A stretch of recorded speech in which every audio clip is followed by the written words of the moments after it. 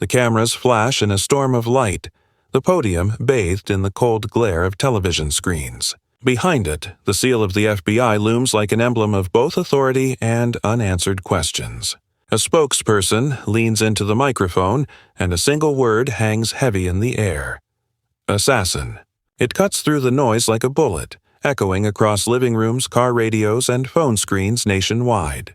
America is transfixed, suspended in disbelief. An attempt on Charlie Kirk's life is no longer a rumor. It is fact, and the specter of political violence now walks openly among us. Reporters press forward, microphones trembling with urgency, but the FBI reveals only fragments. A search is underway. Leads are being pursued. Progress has been made, they say. Yet every clipped sentence feels like a door half open, hiding more than it reveals. Outside, the country churns with fear and suspicion. Who would dare take this step? Who benefits from silence born of violence? The nation waits, breathless, as the FBI claims to be closing in. But what they didn't say might be even more dangerous. Expand next section. Before the assassin ever entered the story, there was the man who drew the spotlight, a voice that rose from college campuses to the national stage with a mix of defiance and conviction. Charlie Kirk was never content to whisper from the sidelines. He built his platform on sharp words and sharper challenges, igniting debates that few dared to touch. For some, he became a champion of courage, an unflinching presence in a world of calculated half-truths. For others, he was a provocation too loud to ignore, a figure who seemed to thrive in the crossfire of controversy. From small-town beginnings to commanding audiences of thousands, Kirk's trajectory carried the energy of a movement. His rise was fueled not by caution but by audacity, the willingness to say what others would not. And in a nation increasingly defined by division, that audacity made him both admired and feared. He embodied a spirit that inspired loyalty but also lit the fuse of resentment. It is precisely this magnetism, the ability to draw crowds and criticism alike, that made him a target. For when a voice becomes too powerful, too unrelenting, there will always be those who believe it must be silenced. Expand next section. While Kirk's presence burned bright on the public stage, somewhere in the margins another figure was moving, silent, unseen, deliberate. The assassin is not remembered for speeches or crowds, but for shadows, for the cold patience of someone who believes that silence can speak louder than words. No face, no name, only fragments. A blurred image on a security camera, a rumor passed in hushed tones, a trace of movement where none should be. To the FBI, this faceless adversary represents more than a suspect. They are a symbol of extremism pushed to its most dangerous edge, a reminder that hatred given enough oxygen becomes action. To the public, they are an enigma, one half ghost, one half warning. What drives a person to cross the line from anger to violence? What cause could convince someone that a bullet is more powerful than a debate?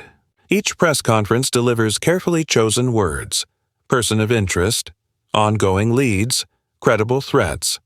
Yet the absence of detail fuels imagination, and suspicion fills the gaps where facts do not. Every American watching wonders if the assassin is closer than they think. But the assassin wasn't acting alone. At least that's what the whispers say. Expand next section. Then the silence broke. At a tense press briefing, the FBI unveiled a fragment of evidence that sent ripples through the nation. A grainy surveillance clip capturing a lone figure slipping down an alley, the outline of a weapon barely visible beneath a coat. The image was fleeting, almost spectral, but it was enough to confirm what many feared. The assassin was real, tangible, and moving with purpose.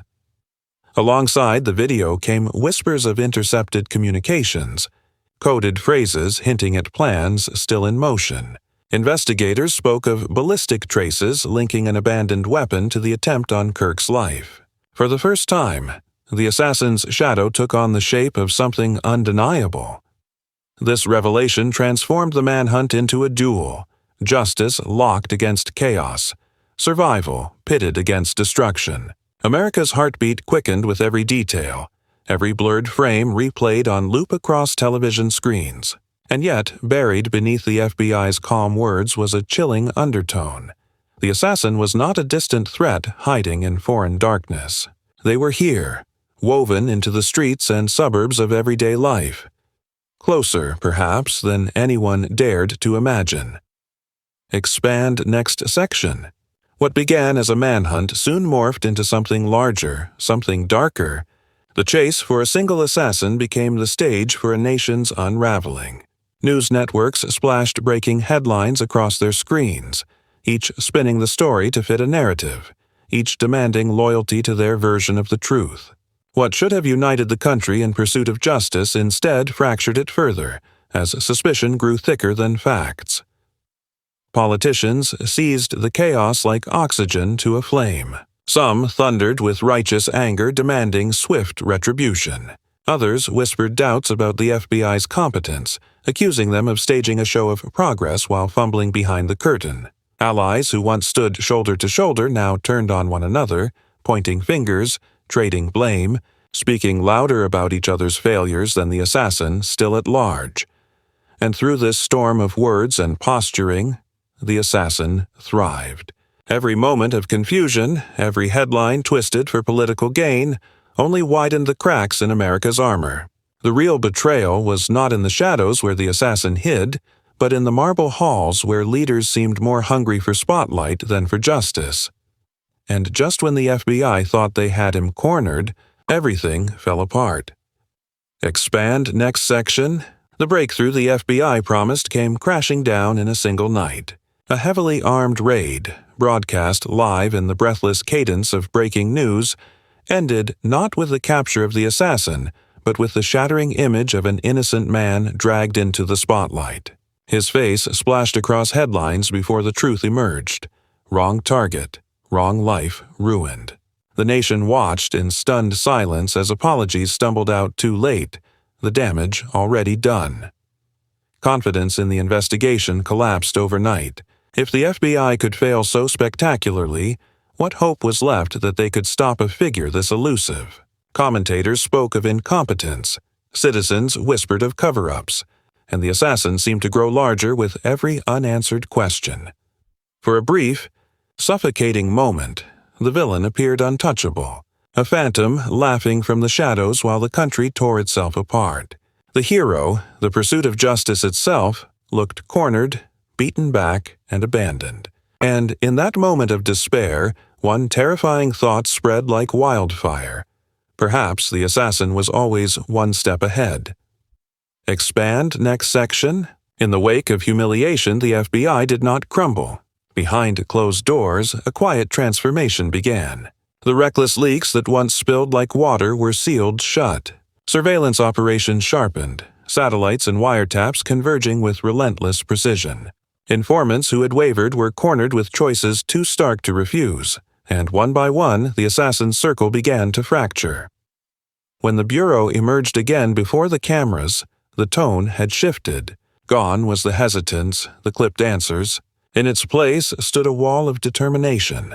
"We will not rest until justice is served," declared the lead official, voice ringing with a clarity designed to restore trust. The words carried more than resolve. They carried defiance, aimed not just at the assassin but at the doubt that had crept into the public mind. For the first time, the story felt inverted. The assassin who once hunted from the shadows was now being hunted, each move tracked, each hiding place shrinking. Hope began to stir, fragile yet undeniable. But beneath that flicker of optimism lay a darker question, one the FBI dared not voice aloud. If the assassin is caught, what will they reveal about who sent them? Expand next section. The latest FBI update promised progress. New leads, tightened perimeters, and a narrowing circle of suspects. Officials spoke with measured confidence, insisting the assassin's time was running short. Yet, even as maps lit up with red dots and agents moved through the night, one truth remained. The assassin was still free. The danger had not passed. It had only shifted, lingering like smoke after a fire. America stood suspended between relief and dread, caught in a moment where justice feels close, and yet just out of reach. Expand next section. This was never just about one man or one bullet. It is about whether truth can withstand the shadows pressing in on America's future. The next chapter isn't waiting. It's being written right now, and every voice will matter.